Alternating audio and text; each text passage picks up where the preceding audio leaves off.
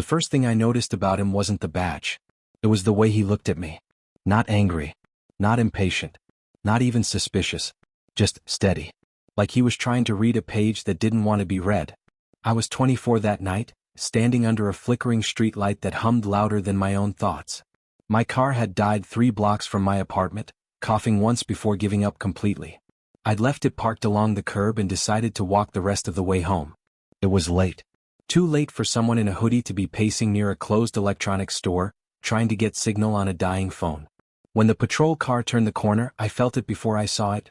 Red and blue light washing over brick walls, over pavement, over me. I froze. The car rolled to a slow stop. The driver's door opened, and he stepped out. Tall, broad shoulders. The kind of presence that made space rearrange itself around him. Even in the half-light, I could see the silver threads at his temples. He wasn't young. Late 40s maybe. The kind of man who had lived enough life to wear it quietly. "Evening," he said. His voice was calm. Not aggressive. Not rushed. "Evening," I answered, trying not to sound defensive. "You mind telling me what you're doing out here?" The question was routine. I knew that. But my pulse still kicked up. "My car broke down," I said. "I live a few blocks over." He studied me for a long moment. His eyes were darker than I expected. Thoughtful. Observant. "Got ID on you?" "Yeah." When I reached into my pocket, he stepped closer, not threatening, just cautious. Close enough that I could see the faint crease between his brows. Close enough that I could smell his cologne, something subtle and clean. I handed him my wallet. His fingers brushed mine for half a second. It was nothing. It was everything. He walked back to the patrol car to check my ID. I stood there under the streetlight, trying to ignore the way my heart was beating like I'd done something wrong, even though I hadn't. When he returned, his expression had softened slightly. "No priors," he said. "No warrants.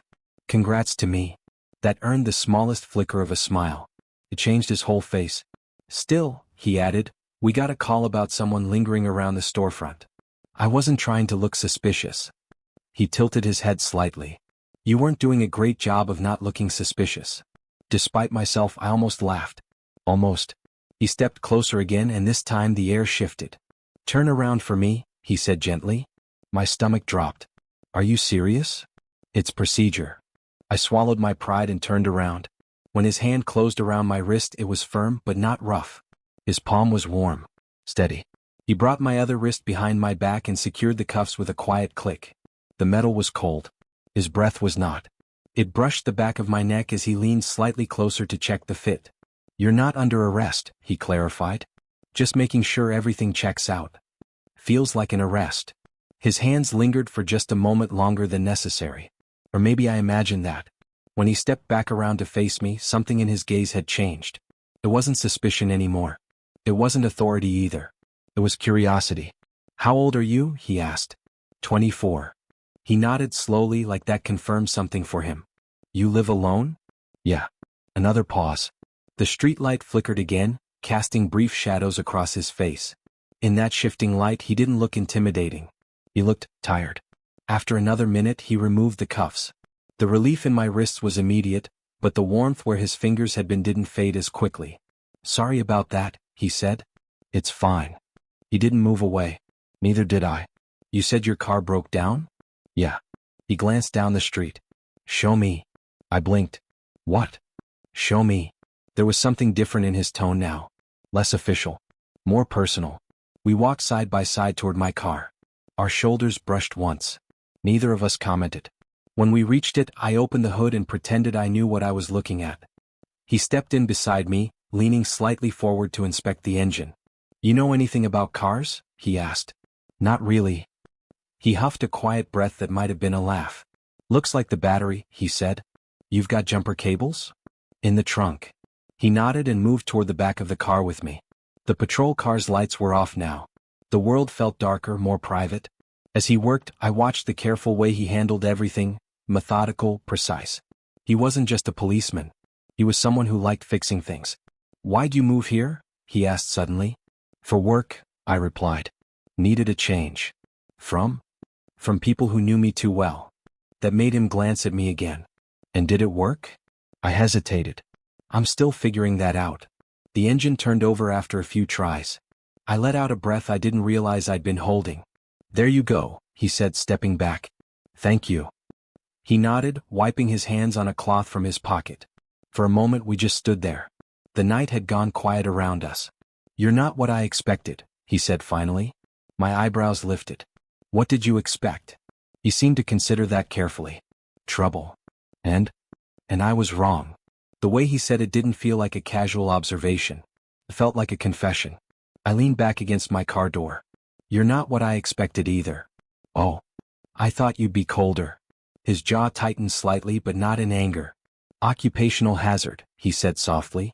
The silence that followed wasn't awkward. It was charged. Like the air before a storm, heavy with something waiting to happen. He took a step closer. Not close enough to touch, but close enough that I could feel the space shrinking between us. Drive safe, Evan, he said, my name quieter now. I hadn't told him to call me that, but hearing it from him felt different. Personal. He turned to walk back to his patrol car, then paused halfway there. He looked back at me. And that was the moment everything shifted. Because the way he looked at me wasn't professional. It wasn't distant. It wasn't even cautious. It was something warmer. Something restrained. Something he was trying very hard not to let show. But it was there. And when he drove away, I stayed there a few seconds longer than necessary, watching the taillights disappear. My wrists were free. My car was running. Everything was normal again. Except it wasn't. Because I knew, deep down in a place I wasn't ready to examine yet, that this wasn't the end of the story. It was the beginning. And it had started with the way he looked at me. I told myself I wouldn't think about him again. That night under the streetlight had been strange, sure, charged in a way I didn't have language for, but it was just an interaction. A policeman doing his job. A guy with car trouble. End of story. Except it wasn't the end. Because 3 nights later I saw him again. It was close to midnight. I'd been working late at a coffee shop down the street from my apartment, trying to catch up on freelance deadlines. My car was running fine now, but I'd gotten used to walking. The air was cool, almost still, the kind of quiet that makes your footsteps sound louder than they should. The bell above the diner door chimed when I pushed it open. And he was already there. Sitting alone in a booth near the window. Out of uniform this time. No badge. No utility belt. Just dark jeans, a charcoal sweater that fit him a little too well, and reading glasses perched low on his nose as he studied something on his phone. For a second I considered backing out. But the door had already closed behind me. He looked up at the sound. And there it was again. That look. Not surprise exactly. Not even curiosity. Recognition. Evan. He said my name like he'd been expecting to use it again. Officer, I replied automatically, though my voice was softer than I meant it to be. He gave a faint smile. Liam, he corrected. Off duty. Liam. The name settled somewhere in my chest. I nodded toward the empty space across from him. Mind? He shook his head. Go ahead. The booth felt smaller than I remembered. Or maybe he just made it feel that way. Our knees were separated by inches beneath the table. I was hyper-aware of the space between us, how easy it would be to close it. You come here often? I asked, immediately regretting how predictable that sounded. He huffed quietly. Night shifts mess with my sleep schedule. Coffee helps. You're not on shift tonight. No. The way he said it made something in my stomach tighten. We ordered coffee. The waitress barely glanced at us before walking away. The diner was nearly empty, just the hum of the refrigerator behind the counter and soft music playing from somewhere unseen. So, I said, wrapping my hands around the warm mug when it arrived. No suspicious activity tonight? The corner of his mouth lifted. Not yet. His eyes held mine a second too long. It wasn't intimidating like it had been under flashing lights. It was something else now. Something slower. You live alone? He asked after a pause. Yeah. You always out this late? Not always. He nodded like he was filing that information away. The conversation wasn't forced. It wasn't flirtatious either, at least not openly. It was careful. Measured. Like both of us were walking along the edge of something without looking down. At one point he leaned back slightly, stretching his arm along the top of the booth behind him. It brought him closer. Not physically touching. But close enough that I could feel the warmth of him through the space. My pulse betrayed me. You seem different out of uniform, I said quietly. He tilted his head. Different how? Less guarded. He considered that. The uniform does that, he said. It's easier when people only see the badge. And when they don't? His jaw tightened just slightly. They see too much. The way he said it didn't feel like a warning. It felt like an admission. The check came and we both reached for it at the same time. Our fingers collided. It was such a small thing. Skin against skin. Accidental. But neither of us pulled away right away. His thumb brushed lightly along the side of my hand before retreating. "Sorry," he murmured. "It's fine." The word felt heavier than it should have. We stepped outside together into the cool night air. The sky was threatening rain, clouds hanging low and heavy. "You heading home?" he asked. "Yeah. I'll walk you." "You don't have to." "I know." We fell into step beside each other. There was something different about walking next to him without the patrol car nearby. Without the badge as a barrier. Just Liam. Just me. Halfway down the block, the rain started, light at first, then steady enough to soak through fabric. "Come here," he said, reaching for my wrist. His hand wrapped around it gently but firmly, guiding me toward the overhang of a closed storefront. The sudden closeness stole my breath. We stood shoulder to shoulder beneath the shelter, rain cascading down just inches in front of us like a curtain. "You always get caught in storms?" he asked softly. "Only when I'm not paying attention." He glanced down at me. "You seem like someone who pays attention." My laugh came out quieter than usual. "Not always to the right things." Lightning flashed in the distance, illuminating his face for a split second. There were lines there I hadn't noticed before. Not age exactly, experience. A droplet of rain clung to his temple. Without thinking, I reached up and brushed it away. The second my fingers touched his skin, the world went still. I hadn't meant to. I didn't even know why I did it. His breath caught just barely. My hand lingered near his cheek before I pulled it back. "I shouldn't have." "It's okay," he said quickly. But he didn't step away. Instead, he reached up and adjusted the collar of my jacket, fingers grazing my neck in the process. Too slow to be accidental. Too deliberate to ignore. The space between us shrank until I could feel the warmth of his body through layers of fabric. The rain muffled the rest of the world. It felt like we were suspended in something private and fragile. "You ever think?" he began, then stopped. "What?" He exhaled slowly. "Never mind." "No," I pressed softly. "What?" He hesitated. "Sometimes things aren't as simple as they look," he said instead. My throat tightened. "Like what?" "Like who you're supposed to be," he answered. The vulnerability in his voice surprised me more than the touch had. We stood there in silence after that, but it wasn't empty. It was full. Full of everything neither of us was brave enough to say. When the rain finally eased, he stepped back first. "You should get home," he murmured. "Yeah." But we didn't move right away. When I finally did turn toward my building, I felt his gaze on me the entire way. And this time I didn't pretend not to notice. Because whatever this was, whatever had shifted between a patrol car and a diner booth and a rain-soaked sidewalk, it was too close, too intentional, too charged, to be nothing. After the rain, things changed. Not dramatically. Not in a way anyone else would notice. But I felt it. The next few days I kept expecting to see him, near the coffee shop, parked down my street, stepping out of the patrol car with that steady expression. I didn't. And the absence was louder than any siren. I told myself it was better this way. Cleaner. Less complicated. He was a 48-year-old police officer with a reputation and a career. I was 24 and still figuring out who I wanted to be. Whatever had sparked between us that night under the storefront awning had no clear place to go. I missed him. Not in a dramatic, aching way. In a quiet one. Like reaching for something familiar and finding air instead. It was almost a week later when I saw him again. I was climbing the steps to my apartment building after grabbing takeout when I noticed someone sitting on the concrete ledge near the entrance. Broad shoulders. Uniform. Head slightly bowed, elbows resting on his knees. Liam. He didn't look up immediately. The streetlight above cast a pale glow over him, softening the edges of his usual authority. For a moment I just stood there watching him. He looked tired. Not physically, though there were faint shadows under his eyes, but emotionally. Like something heavy had followed him here. "You planning on arresting the front steps?" I asked lightly. He glanced up. And the relief in his expression hit me harder than I expected. "Hey," he said quietly. "Hey." I moved closer, stopping just a few feet away. Close enough to feel the warmth of him in the cool night air. "You okay?" I asked. He nodded automatically. Then shook his head once, like the truth slipped out before he could stop it. "Rough shift," he admitted. I sat down beside him without being invited. Our shoulders almost touched. Neither of us moved to correct that. For a while we didn't speak. Cars passed occasionally at the end of the street, their headlights sweeping briefly across us before disappearing again. "You ever get tired of being the strong one?" I asked after a few minutes. He let out a slow breath. "Strong isn't the right word." "What is?" "Necessary." The way he said it made my chest tighten. He stared straight ahead, jaw set. "You wear the uniform long enough, people stop seeing anything else."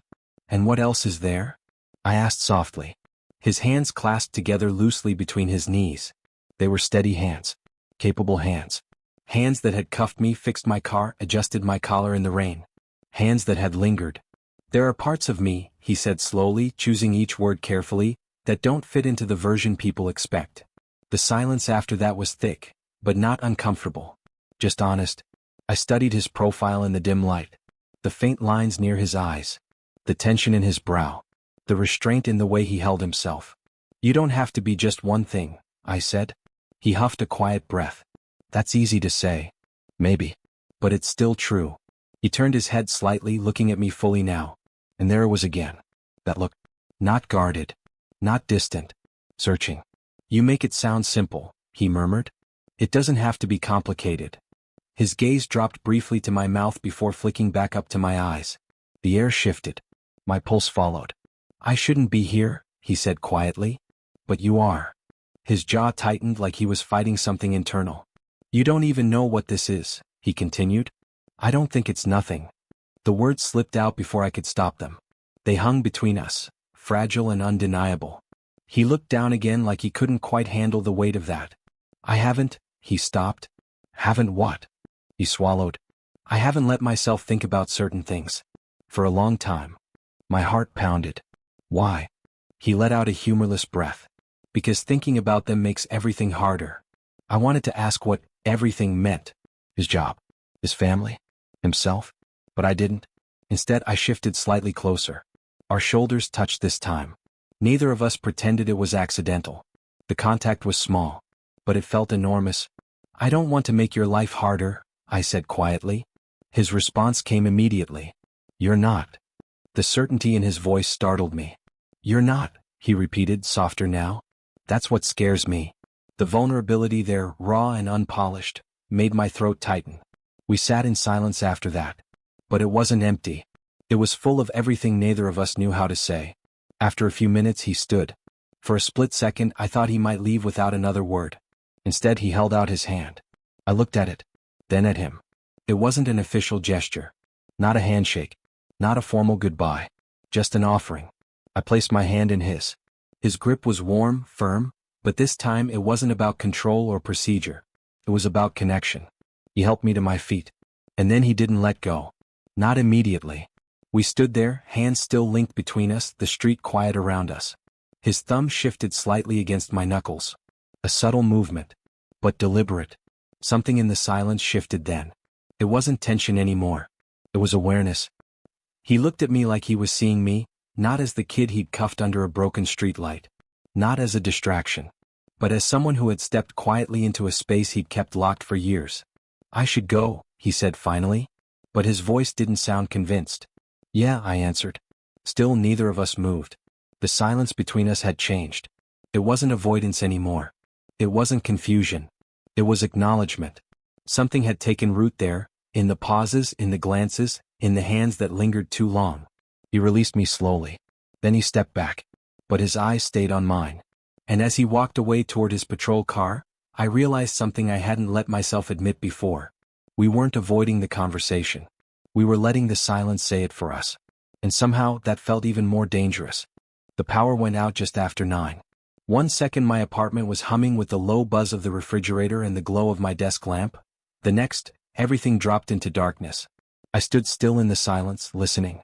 Somewhere outside, a transformer popped. A few car alarms chirped in protest before settling again. The entire block felt like it had inhaled and forgotten how to exhale. "Perfect," I muttered to myself. I found a flashlight in the kitchen drawer and a couple of half-melted candles from the back of a cabinet. By the time I lit them, the apartment looked unfamiliar, softer, quieter. The shadows moved differently in candlelight. I was placing the second candle on the coffee table when there was a knock at my door. Firm. Measured. My pulse reacted before my brain did. I opened it. Liam stood there. Out of uniform this time. Dark jacket. Plain t-shirt underneath. No badge visible. Just him. The hallway emergency light cast a faint glow behind him, outlining his shoulders. "Evening," he said gently. "Just checking on residents. Making sure everyone's okay." His tone was professional, but his eyes weren't. "I'm fine," I replied. "Got candles?" He nodded, glancing past me into the dim apartment. "Mind if I come in for a minute? Make sure everything's safe." It was a reasonable request. It didn't feel official. "Yeah," I said, stepping aside. He walked in slowly, taking in the room. The candlelight flickered against the walls, warming his features in a way daylight never had. It softened the lines near his eyes, made him look less like a policeman and more like a man. He closed the door gently behind him. "Whole blocks down," he said. "Might be a few hours." "That's dramatic." He huffed a faint laugh. The sound settled somewhere low in my chest. He removed his jacket, draping it carefully over the back of a chair. The movement drew my attention to the way his t-shirt stretched across his shoulders. Solid. Grounded. The apartment felt smaller with him inside it. Quieter. Thunder rolled faintly in the distance, a storm building somewhere beyond the dark skyline. "You scared of storms?" he asked. "Not really." Another rumble followed, louder this time. The windows vibrated slightly. I flinched just a little. He noticed. Before I could pretend I hadn't reacted, he stepped closer. "Hey," he murmured. His hand came to rest on my upper arm. Warm. Steady. The contact wasn't urgent. It wasn't dramatic. But it grounded me instantly. "I'm okay," I said softly. "I know." He didn't move his hand. The candlelight flickered between us, shadows dancing across his face. We were standing closer now than we had on the apartment steps. Closer than under the storefront awning. The storm outside seemed to push the world inward. He slid his hand slightly from my arm to my shoulder. Slow. Deliberate. Like he was testing whether I would pull away. I didn't. My heart betrayed me again, pounding harder than the thunder. "Liam," I breathed. He looked at me like he'd been waiting to hear his name from my mouth. "I shouldn't," he started. But the words didn't finish. Instead, his hand moved. From my shoulder. Down. Stopping at the center of my chest. Right over my heartbeat. Everything went still. His palm pressed lightly against me, and I was certain he could feel how fast my heart was racing. "So can you?" I whispered, barely audible. His jaw tightened slightly. His thumb shifted just enough to confirm he felt it. The air between us felt fragile. Electric in the quietest way. I raised my hand slowly, giving him time to step back if he wanted to. He didn't. I placed my hand over his, holding it there against my chest. Not guiding. Not forcing. Just acknowledging. "This isn't nothing," I said softly. The words filled the room heavier than the thunder. He closed his eyes for half a second, like he was steadying himself against something internal. "You don't know what you're asking," he murmured. "I'm not asking for anything." "Yes, you are." His voice wasn't angry. It was strained. Honest. Outside, rain began to fall, soft at first, then steady against the windows. "I have a job," he continued quietly. "A reputation. People look at me and see something solid. Predictable. And?" I asked. "And I don't know where this fits." His hand was still on my chest. Still feeling every uneven beat. "It fits here," I said, my voice barely steady. His eyes snapped back to mine. The vulnerability in them nearly undid me. For a second I thought he might step away. Instead he stepped closer. Our bodies nearly touching now. His hand slid upward slightly from my chest to the base of my collarbone. Not possessive. Not demanding. Just there. "I haven't let myself feel things like this," he admitted. "Why?" "Because once you start, it's hard to stop." My breath caught. His other hand came up hesitantly, brushing lightly against my waist. Still testing. Still waiting for me to pull back. I didn't. The storm outside grew louder, but inside the apartment, everything narrowed to the space between us. He leaned forward slowly. Not for a kiss. Not yet. His forehead rested gently against mine. The contact was soft. Almost reverent. Our eyes closed at the same time. The world shrank to shared breath and candlelight. His hands didn't move. They stayed exactly where they were. And somehow that made it more intense. "I can't mess this up," he whispered, so quietly I almost didn't hear it. "You're not," I answered. "You don't understand." "Then explain it to me." But he didn't. Instead, he exhaled shakily and pulled back just enough to look at me. There was fear there. But there was something stronger too. What? Not reckless. Not impulsive. Just honest. I don't want to pretend this didn't happen, I said. His jaw tightened. I don't either. The confession lingered between us. For a moment, neither of us moved. Then, slowly, almost reluctantly, he stepped back. The loss of warmth was immediate. He ran a hand through his hair, pacing once toward the window before stopping. I should go, he said quietly. The words felt heavy. You don't have to, I replied. He looked at me like he wanted to believe that. But something inside him was still bracing. If I stay, he said, I won't keep pretending. The honesty of that made my chest tighten again. He picked up his jacket from the chair. But before reaching the door he paused. He turned back toward me. The candlelight flickered across his face. And then, without a word, he stepped forward one last time. He lifted his hand gently to my face. Not urgent. Not rushed. His thumb brushed lightly along my cheek. The touch lingered. Longer than it should have. Long enough to leave something behind. Then he let his hand fall. And walked out the door. The apartment felt colder after he left. Quieter. I stood there for a long time listening to the rain. My chest still felt warm where his hand had been. Like the imprint of it remained beneath my skin. It wasn't a kiss. It wasn't a promise. But it was something. And I knew, as the storm continued outside and the candles burned lower, that whatever line we'd been walking along, we had just crossed it, and the touch he left behind wasn't going anywhere. It was a Thursday evening, the sky painted in shades of muted orange and purple as the sun began to set. I had been walking home from the grocery store, my arms full of bags, when I spotted him leaning against my building's brick wall.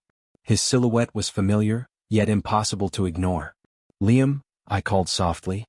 He turned, his expression unreadable at first, then softened into something warmer. Evan, he replied, the syllable stretching between us like a delicate thread. I walked toward him, setting the bags down on the steps. "You've been here, waiting?" I asked, trying to sound casual, though my voice betrayed me. He shook his head. "Not exactly. I was passing by and thought I'd check on you." There it was again, the carefulness, the restraint.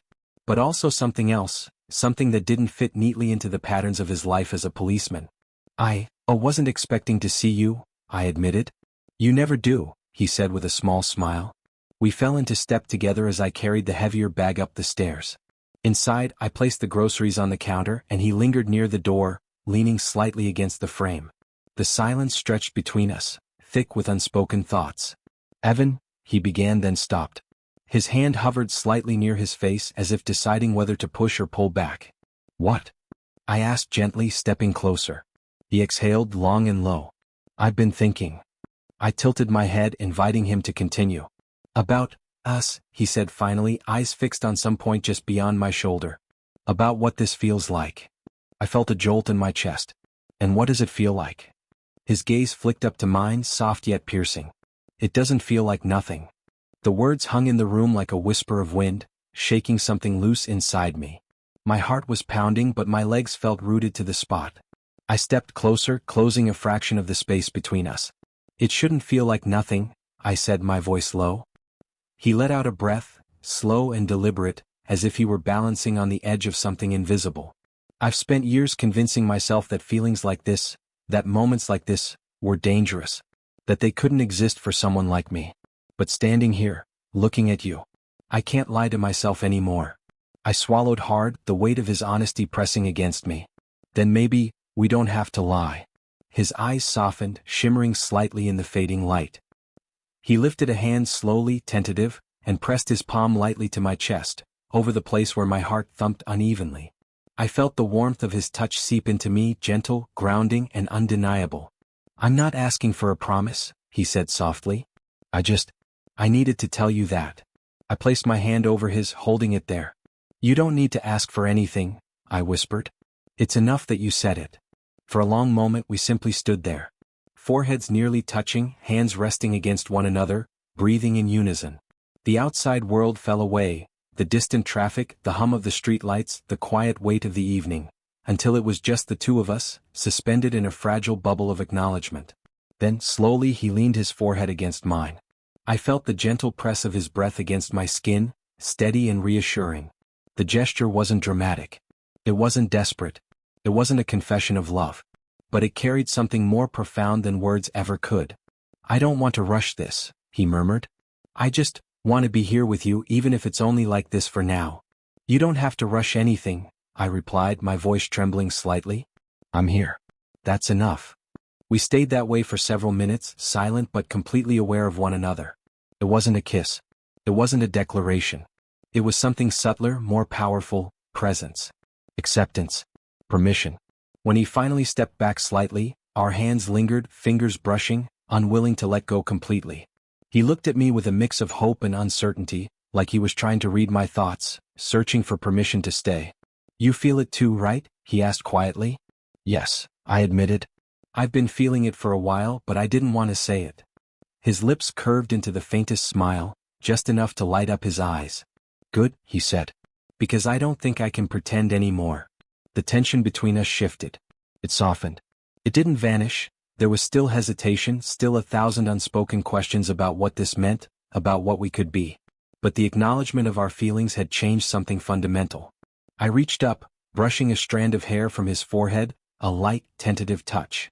He leaned into it, closing his eyes briefly, and I felt a shiver of connection run through me. This could be something, I whispered. I don't know what yet, but it feels real. He exhaled and the tension in his shoulders eased. That's all I need to hear, he said softly. We didn't kiss. Not yet. We didn't define what this was. We didn't need to. For the first time, I felt that we could exist in this space without forcing it into a shape it wasn't ready for. The evening deepened, shadows stretching across the walls, the sun slipping below the horizon. We stayed close, hands brushing, foreheads occasionally meeting, sharing quiet breaths and soft smiles. And in that quiet, tender moment, I realized that whatever this was, whatever it was becoming, it didn't need a name yet. It just needed recognition. Something undeniable. Something real. And for the first time, I allowed myself to believe that maybe, just maybe, it could last. The next few days passed in a blur of small, stolen moments. I didn't see Liam on duty, but he seemed to find his way into my routine anyway. Sometimes it was a text asking if I wanted coffee, sometimes it was an unexpected knock at my door with something he thought I might need. Every interaction was careful, deliberate, soft. Nothing rushed. Nothing demanding. But each one left me unsteady in ways I hadn't anticipated. It was a Friday evening when it truly hit me, how much I had been waiting for this without knowing it. I just finished cooking dinner when there was a quiet knock at my door. My heart skipped. Come in, I said. He stepped inside, his presence filling the small apartment without effort. Liam had a way of being in a room without taking up space, and yet somehow commanding all of it. I brought wine, he said softly, holding the bottle and 2 glasses. The gesture was simple yet intimate. He had chosen the lighter wine I liked, and I noticed even that. We poured glasses and sat on the couch, not too close, not too far. Our knees brushed, occasionally, a gentle reminder of proximity that made my pulse pick up every time. The conversation was light at first, work, the city, small anecdotes, but under the surface, there was a tension that neither of us acknowledged outright. I looked at him across the low glow of the lamp, noticing the subtle lines near his eyes when he laughed, the way his hands moved when he was animated, the calm steadiness in his posture that always made me want to lean in. You've changed since that night, he said suddenly, his tone soft. You seem calmer. I chuckled. Or maybe I'm just used to the chaos. He smiled faintly, leaning back against the couch. His shoulder brushed mine again, and I realized I hadn't moved away. Couldn't bring myself to. You know, he began, lowering his voice slightly, I never expected any of this. That someone like you would make me feel like this. Like what? I asked, though my voice trembled slightly. He hesitated. Then, almost shyly, he said, like waiting doesn't scare me anymore. My chest tightened. Waiting. For him. For this. I hadn't even admitted it to myself before, but suddenly I knew I'd been waiting. He reached out slowly, his fingers brushing mine. Not pressing. Not demanding. Just brushing. A silent question in the touch. I didn't hesitate. I laced my fingers through his.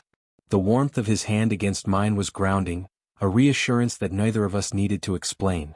For the first time, we let the space between us dissolve. We sat there, hands entwined, foreheads occasionally touching, sharing the quiet intimacy of presence. No words were necessary. Every glance, every gentle brush of fingers said more than any conversation ever could. At some point, he shifted, leaning back just enough for me to rest my head lightly against his shoulder.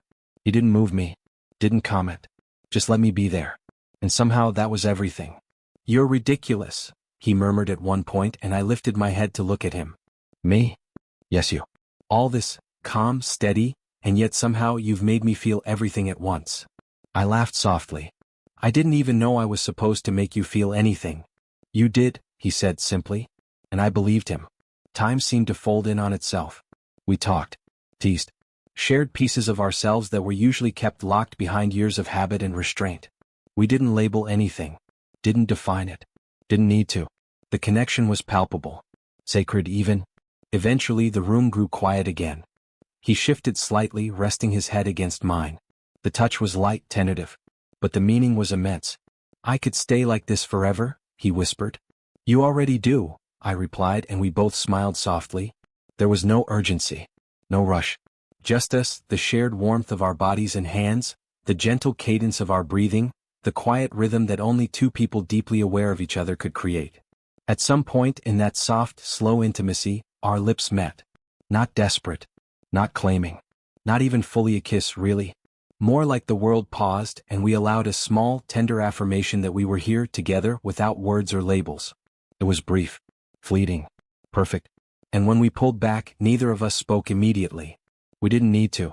The space between us was still intimate. Our hands remained intertwined, foreheads brushed, hearts pounding in quiet synchronicity. "I didn't know I was waiting for this," I confessed, my voice barely audible. "Neither did I," he said softly, leaning in to brush his lips against my temple. "But maybe it was worth the wait." We stayed like that until the room grew dark with night outside the window. The city hummed around us, unnoticed, unimportant. It wasn't a declaration. It wasn't a promise. But it was something stronger. Something undeniable. Something real. For the first time, I allowed myself to stop questioning. To stop analyzing. To simply exist in the warmth of his presence. And in that quiet apartment, with the faint glow of the lamp on his face and the sound of our synchronized breaths filling the space between us, I realized something that frightened and thrilled me in equal measure. I had been waiting. Waiting for him. Waiting for this. Waiting for something I didn't even know I needed until it arrived. And I would never let go. The morning sunlight crept through the blinds, scattering golden stripes across my bedroom floor. I woke to the quiet hum of the city outside and a warmth that wasn't mine alone. Liam was still asleep beside me, head resting lightly against my shoulder. His breathing was steady, his chest rising and falling in a rhythm that somehow matched my own. For a moment, I just watched him, tracing the lines of his face with my eyes, memorizing the softness that daylight revealed, the faint silver at his temples, the slight crinkle near his eyes, the way his lips parted slightly with each exhale. I didn't move. I didn't want to wake him. Not yet. It was strange to think about how this had started. A night under a flickering streetlight, the sharp click of handcuffs, the tense hum of a patrol car idling at the curb. And here we were, not years, not decades apart in expectation, but a lifetime's worth of hesitation and caution compressed into a single morning. I shifted slightly, enough to let my hand brush against his. He stirred, murmured something inaudible and turned toward me. "Morning," he whispered, his voice husky with sleep. "Morning," I replied softly. He smiled, small, intimate, like the corners of his mouth were trying to hide the emotion in his eyes. "I didn't expect to be here like this," he said. "Neither did I admitted. But I wouldn't undo it for anything." He reached out, taking my hand and entwining our fingers. His thumb traced gentle circles over the back of my hand, grounding me. Breakfast wasn't urgent. Neither of us moved quickly. Liam eventually rose to pull a pot of coffee from the kitchen, keeping one hand on mine as he leaned back against the counter. The warmth of that hand, still holding mine, made my chest tighten. "Do we have to talk about it?" I asked, glancing at him. "About what?" "This," I said, waving vaguely between us. "Us." He shrugged, a faint smile tugging at his lips. "Does it need a name? Does it need a timeline?" "No," I said immediately. "I don't think it does. Not yet." He nodded, releasing my hand only to set down the coffee pot. He poured 2 mugs, the steam curling up in the morning light, then handed one to me. Our fingers brushed again, and neither of us let go for long. We sipped quietly, letting the comfortable silence fill the apartment. Words were unnecessary.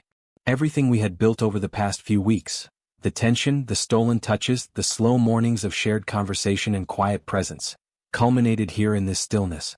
After a while, he set his mug down and sat beside me on the couch, careful not to crowd, careful not to pretend we weren't both aware of the electricity that still hummed between us. "You know," he said softly, "I didn't expect to let myself feel anything. Not with you. Not ever." I turned to look at him, searching his face for the truth in his words. "You're feeling it now, though?" "Yes," he admitted. His voice was quiet but firm. "And I'm terrified and maybe a little reckless, but I don't care." The honesty made me ache and smile at the same time. I leaned closer, resting my head lightly against his shoulder.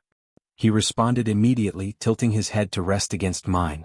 The warmth of him, steady, reassuring, wrapped around me like a blanket.